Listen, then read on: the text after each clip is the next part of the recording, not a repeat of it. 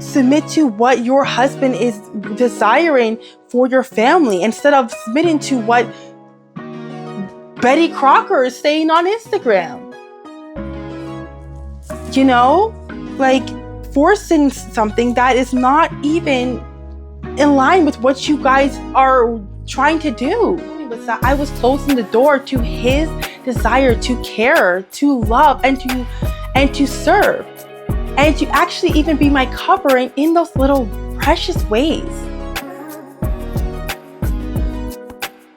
Hello, beauties. I hope you precious ladies are doing well. Welcome, welcome. We are going to have a bit of a chat here while I fold some laundry. So if you've been here for a while, you know that means it will be a cake with cake type of video. So basically just multitasking while we chat, chilling, coming over and sitting with me, and we just having a chat. So if you do not know already, which would mean that you missed my last few videos, I went from being at home full-time with my kids to working a full-time job. And that was a big transition, and I said quite a bit about that. So if you want to know more about that, like why has that happened, what's going on, etc., look at my last few videos and you will find what you're looking for, hopefully. However, if there was other questions that come up, you can go ahead and leave in the comments or email me privately and I will do my best to answer them. But anyhow, one thing that I had to realize is that somehow along the way, I ended up developing some legalism. Some legalism around what it meant to live out my role as a wife and as a homemaker. And, you know, I'm kind of surprised by that because I always felt that I had a pretty balanced approach. Not always. There was a time where I was very this is how it's supposed to be. This is how it's supposed to look. But that was even probably before I even started Gems and Pearls with Love. So I felt that in general for a good while now, I've had a pretty balanced approach, and I never really felt that I was holding on to anything too tightly when it comes to the more, I would say, the extra biblical aspect of a wife and a husband and how these roles should look like. But somehow I ended up developing some of that legalism, and that got revealed to me in working the job that I have been working.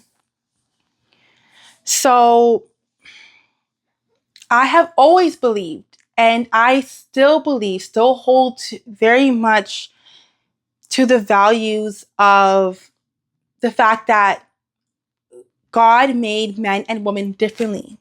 And the husband and wife, we have different roles, right? We're not, there's some things that are, of course, are going to be the same across the board, and there's some things that are going to be different. And that is still very much true. I also still believe that I'm called to be a homemaker. But one thing I've told you guys from even before, way before in previous videos, is that I do not believe that just because you are working outside the home, that means you are not a homemaker. That means that you are not a keeper of your home. I do not believe that. And I know, because I've lived it, that you can be at home full time and not actually be managing your home. You can sit there and be in your home and not actually be putting systems in place so that way your home can run well, not be putting the effort and the prayer and what you need to do in order to create a good atmosphere in your home. Don't get me wrong. I will never say that I can do as much working outside the home as I could if I was inside the home. I will never say that because I absolutely cannot. However, even in being a keeper of your home, right? It still does not give us a specifics as how that has to look in every season of our life. I've also always believed and still believe that my husband is the protector, the provider, and the leader of our family. And that my role is the one of a nurturer, right? To nurture the home, to nurture the family. Now, here's the thing. This is where I got caught up. Is because I started to believe that there was a specific way to live those out, that it had to look like the husband going to work, the wife staying home, and the wife doing all the cleaning and cooking, etc. Even if it's not herself, but definitely not the husband doing it for sure, and etc. Like, even though I did believe that there was going to be obviously some crossovers, and there always kind of was, because, for example, like my husband, he loves to cook. And I've mentioned this before in that video where I talked about traditional gender roles and how that is in our marriage. I talked about that before. Like, he loves to cook. So to even try to take that from him would be horrible. So yes, he does cook sometimes because he loves to cook. And I even before working full time, we still had our at home business. So I still did that which was bringing in an income. So I saw nothing wrong with that. As I said in that video, what the belief was, and still is that because he is the main provider, me now doing something to bring an income, that it is, if anything, helping him. And it's not something that's expected by him, right? Just, it's something that, if it's a help that he would be thankful for, but it's not required of me. And that's how it works in our relationship. Just like with the home, when it comes to the management of the home and how that runs, etc. As much as I appreciate him cooking, let's say, or him doing anything else in the home, it is not something where there's that expectation there. It is something that I do consider help, and I know that in and of itself is controversial.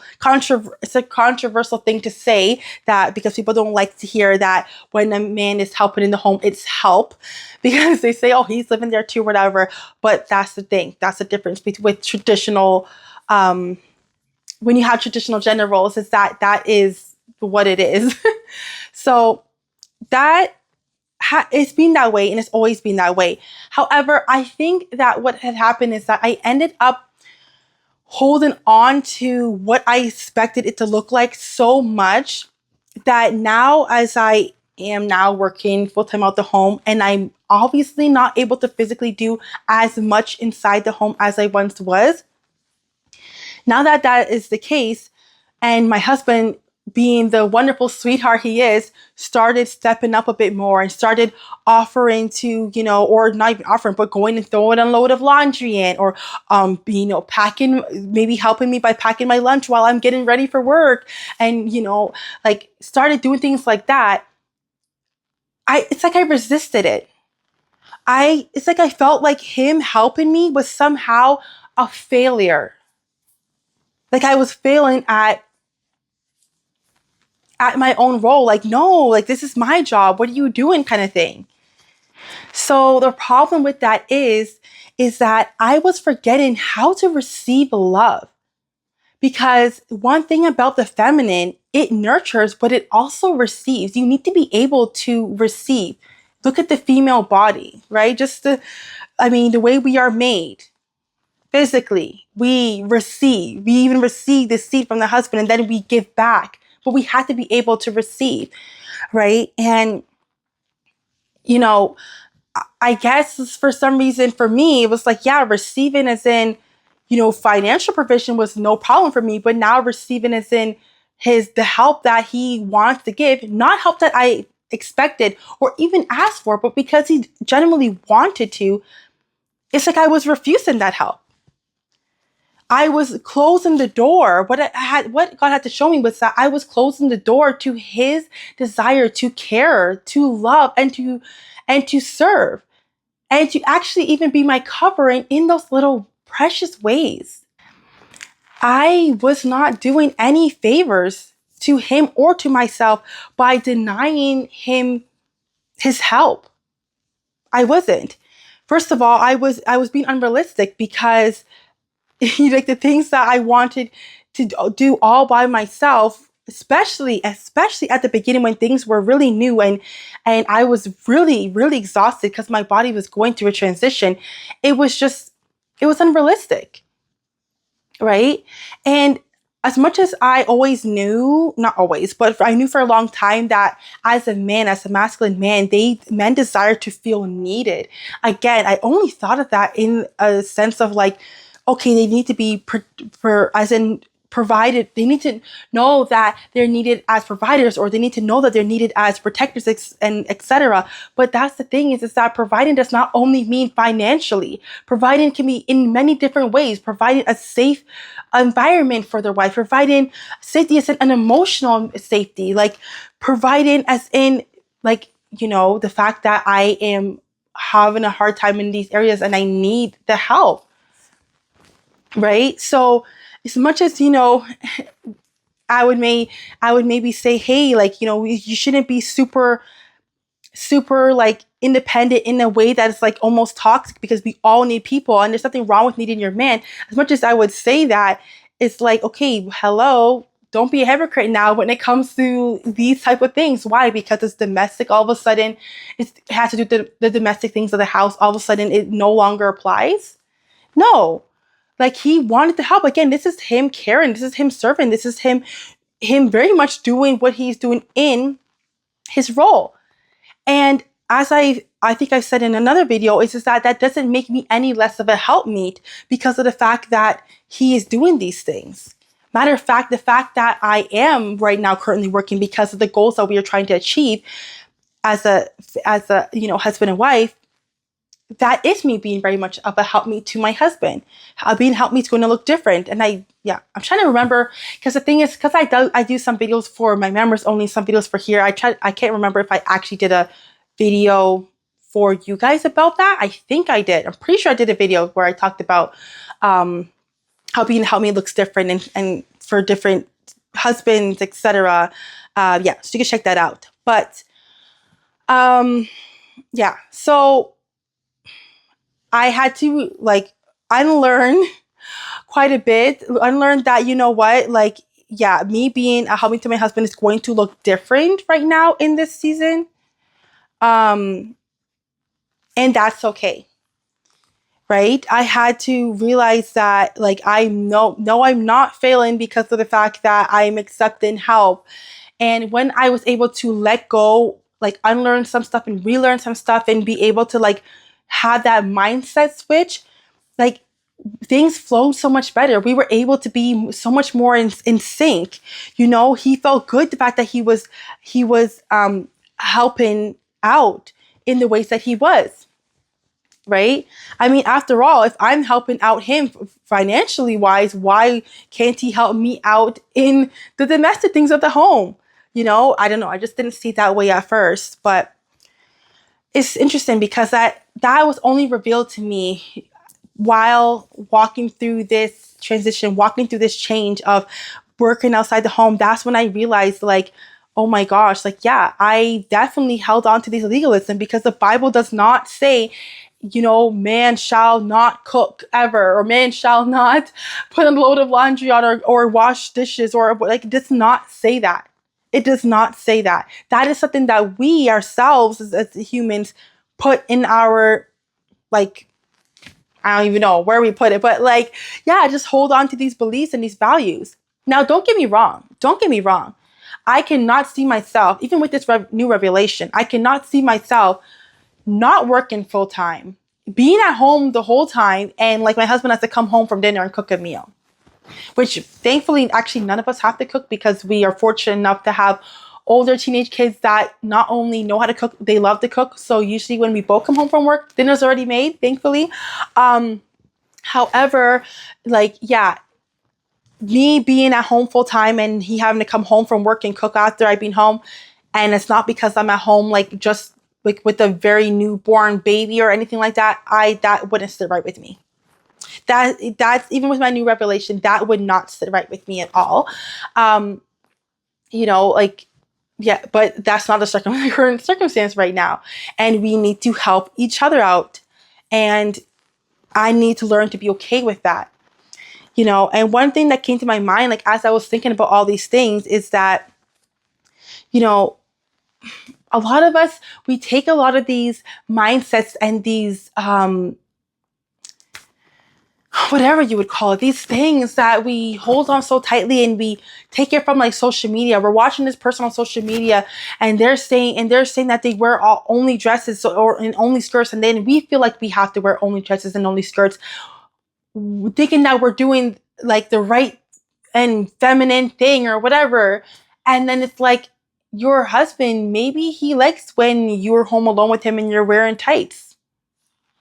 Maybe he actually likes the way you look in tights more than he likes the dresses and skirts. Maybe you even like it, but no, you try to tell yourself, no, I'm not going to do this. And you're changing, you're doing all these different things that he never asked you to.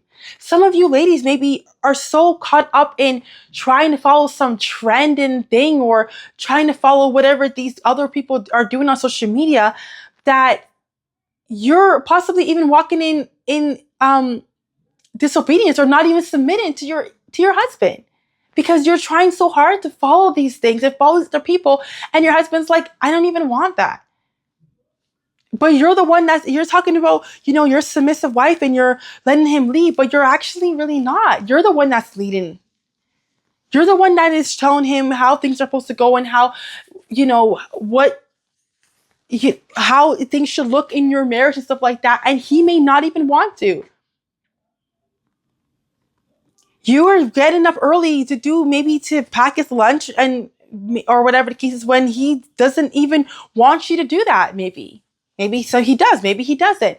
But you're willing to force that on him because you feel that this is what you should be doing because of what you're seeing or hearing somebody else doing. And we have to be careful of that.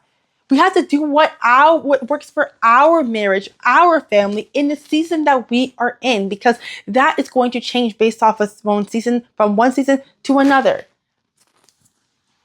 You need to do what works for you and your husband, as long as it is obviously still biblically grounded, and submit to what your husband is desiring for your family, instead of submitting to what Betty Crocker is saying on Instagram.